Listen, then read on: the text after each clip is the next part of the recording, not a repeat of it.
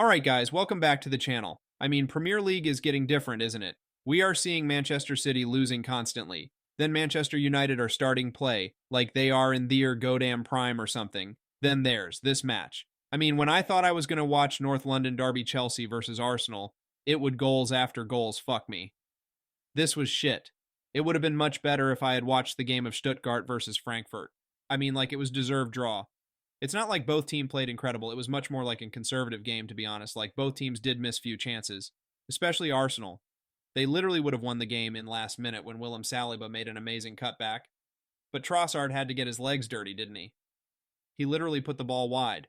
If he had left the ball, it was an open tap-in for Kai Havertz. I mean, just imagine how good he would have felt after scoring a last-minute winner. I mean, Kai Havertz is so unlucky, like, mate, scored an offside, celebrated by shushing Chelsea fans, had his face opened up, bled during the match, and couldn't score the winner shit. Though it's not like Arsenal were only bad. Even Chelsea couldn't finish their chances, though. I would like to say they at least played better. Like Enzo Maresca was on point with his tactics today.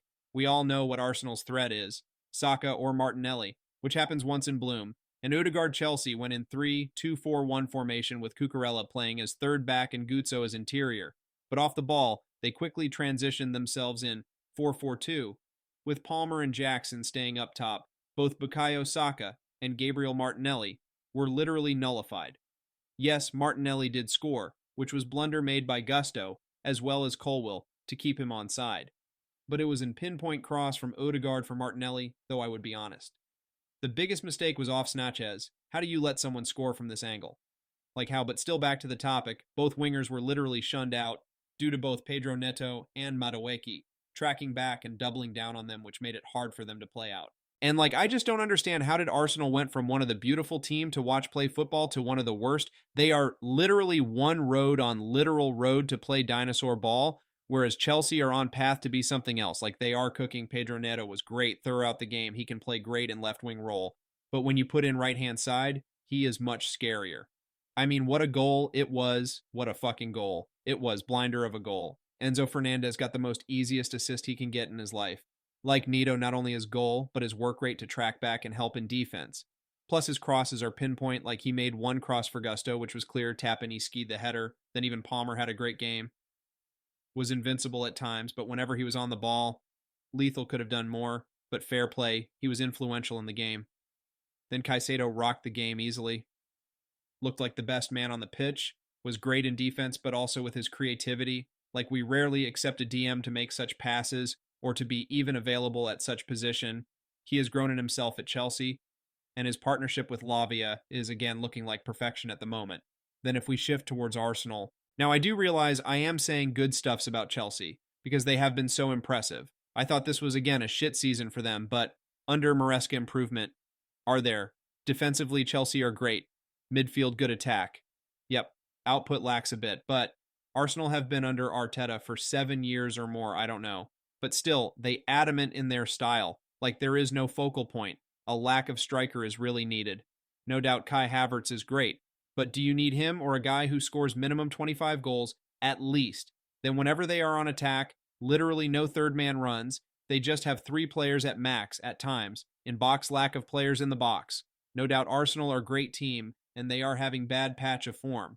But I feel like Arsenal are slowly becoming a team that scores 1 or 0, 2 goals and sit back and defense. They used to be so expressive on the ball, but now it's just so conservative, like they are avoiding taking risk as much as possible. Even now, Ethan Nwaneri, if brought in, would have been great addition, but Arteta didn't.